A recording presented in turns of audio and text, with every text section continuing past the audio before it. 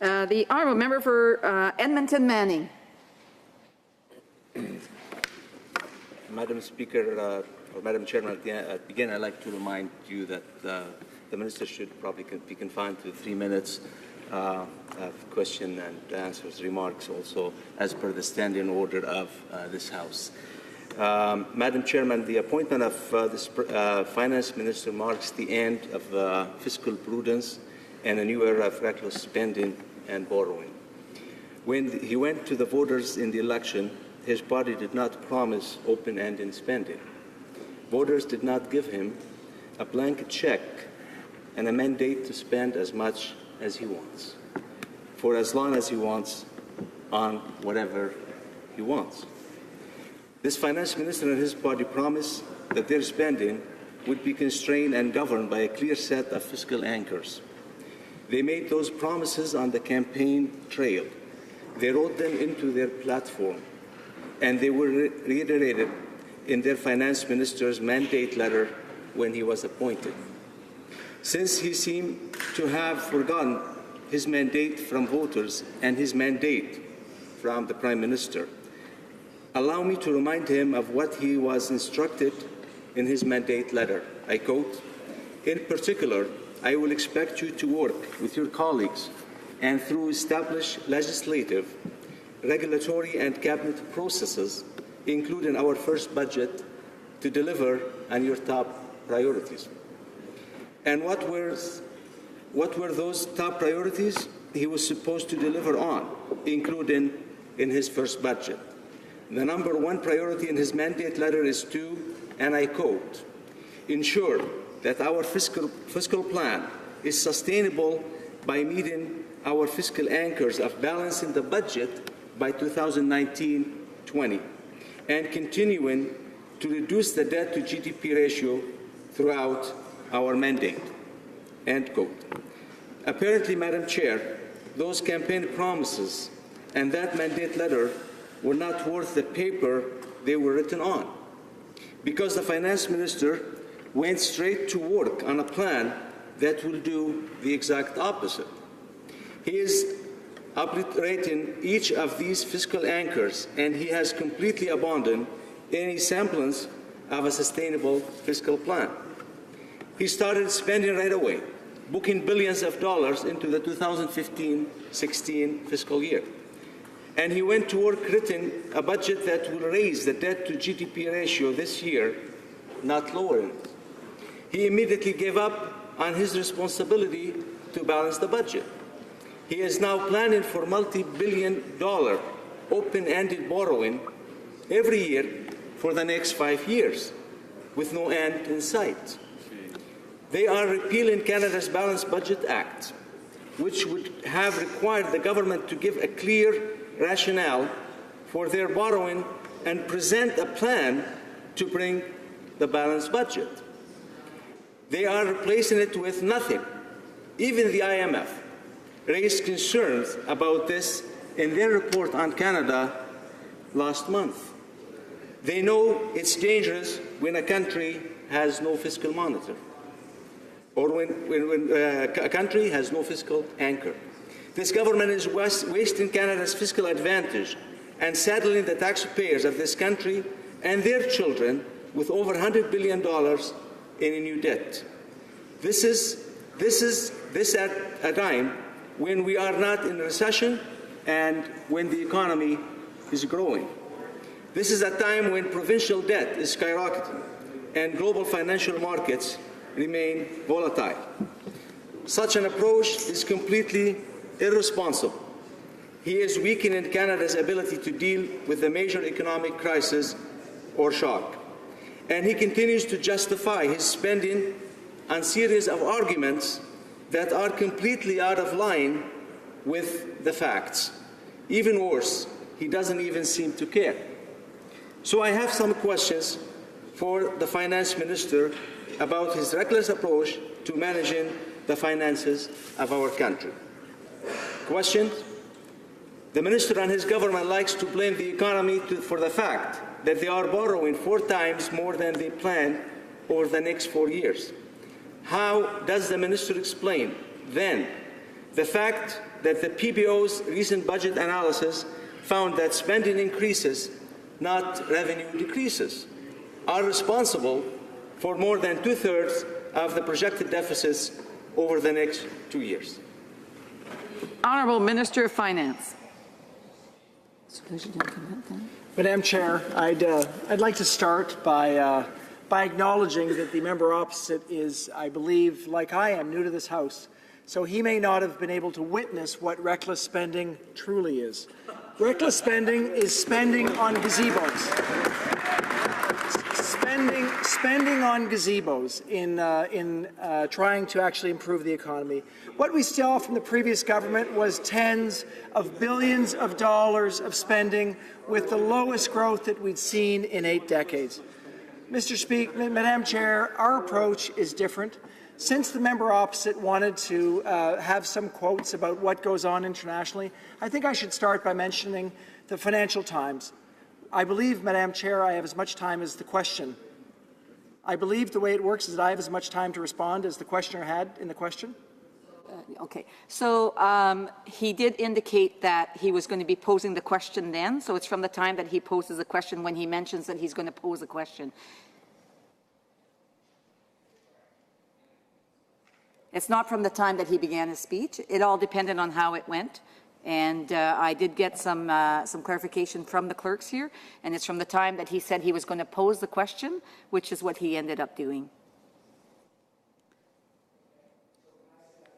And at the end, I'll answer his question. You can't have the same duration as the speech, but you can answer it briefly because the time is clicking by. And so it took him about a minute to ask the question, so that's what the amount of time you would have. Madam Chair, the member opposite mentioned the IMF. I think it's worth stopping for a minute to say that the IMF, more than any other institution, strongly supports our approach to fiscal measures to make a difference in our growth. I can say that I was together with Christine Lagarde at the IMF meetings, I was at the G20 meetings with her, and I was at the G7 meetings with her. And on each and every occasion in those meetings, she mentioned the measures that Canada was taking as, in fact, the kinds of measures that we should be taking with respect to a low-growth environment. We have been very clear that we do want fiscal sustainability. We are focused on lowering our net debt to GDP over the course of our mandate. We will do that while improving the growth rate in our economy for Canadians. Honourable Member for Edmonton Banning.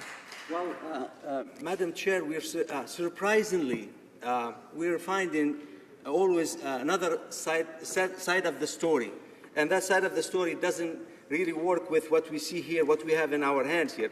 We're told that we shouldn't worry about this borrowing because the minister's friends at the IMF think he's doing a great job. He doesn't think we need balanced budget laws either. He was, so I was surprised, as I said, when the IMF said last month in their review of the Canadian economic situation, and that's very important to know, that any stimulus package should be accompanied by a credible medium-term consolidated plan. The current balanced budget rule should be replaced by a new fiscal rule that is transparent, easy to communicate, and sufficiently flexible to avoid cyclicality. Apparently, relying on indicators of GDP, of debt to GDP, the government's current preference isn't good enough. Will the minister listen to his friends at the IMF and introduce a credible framework to discipline his spending? The Honourable Minister has a minute and some to answer. Madam Chair, I'd ask that we actually pay attention to the time. Yes. So I'd like to say that to the member opposite that it's important when reading a report to actually read the entire report. The idea that we can read part of something and understand the conclusions is entirely erroneous. In reading the IMF report, what he would do is he would come to the conclusion that any other reasonable person would come in reading that report, and that is that we are taking the fiscal measures that are in fact recommended by the IMF, recommended by the OECD in ensuring that we can actually do something that will make a real and measurable difference on our growth. We are moving forward in that plan, and we are moving forward in that plan with prudence, with a fiscal anchor that can make a real difference by ensuring that our net debt to GDP will go down over time. This is the right thing for Canada, it's the right thing for Canadians, and it's going to deal with the low growth bequeathed on us from the previous government.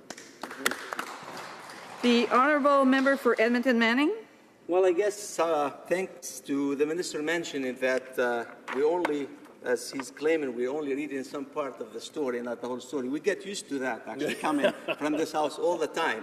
And I do appreciate if the minister, and when, he'll feel that he should give us some details so we can understand fiscal responsibilities and we can understand fiscal numbers properly so we can at least have a great conversation. Apparently, the IMF is concerned about other actions taken by this government. They have been calling on governments with Asian populations to raise the retirement age, and that's a fact, and it's happening in Europe, and I'm sure the minister knows that.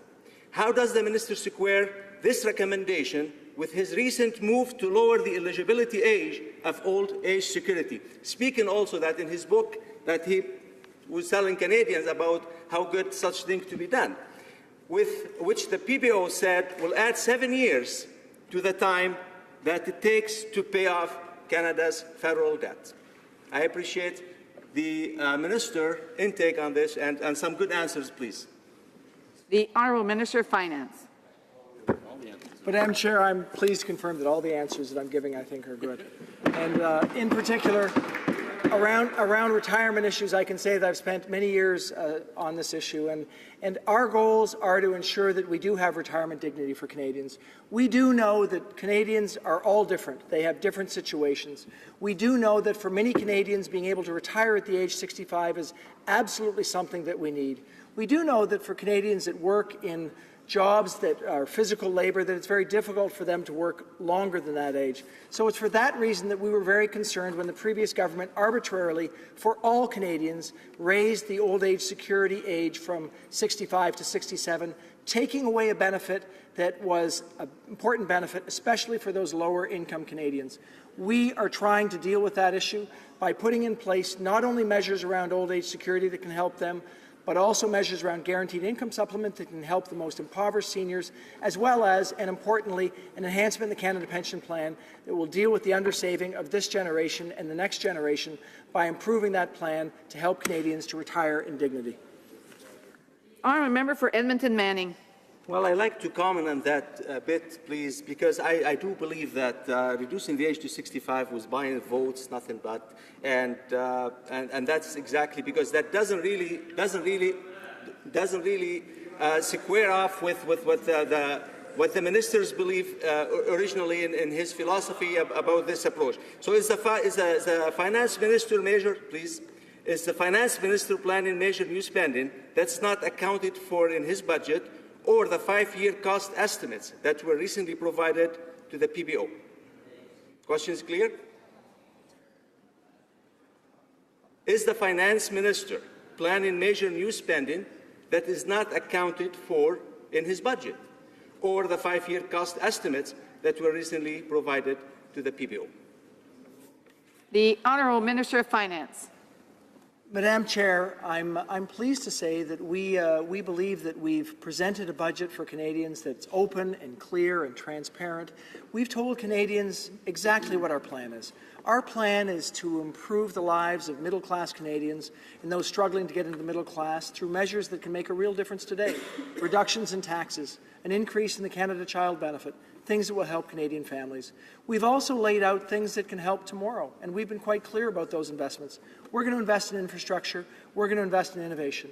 I can confirm that, yes, we are in the beginnings of our mandate. We will have additional measures. We will have additional ideas on how we can grow the economy to make things better for Canadians who are striving to succeed in a challenging time. That's exactly why we were elected, and that's exactly, Madam Chair, what we're going to do.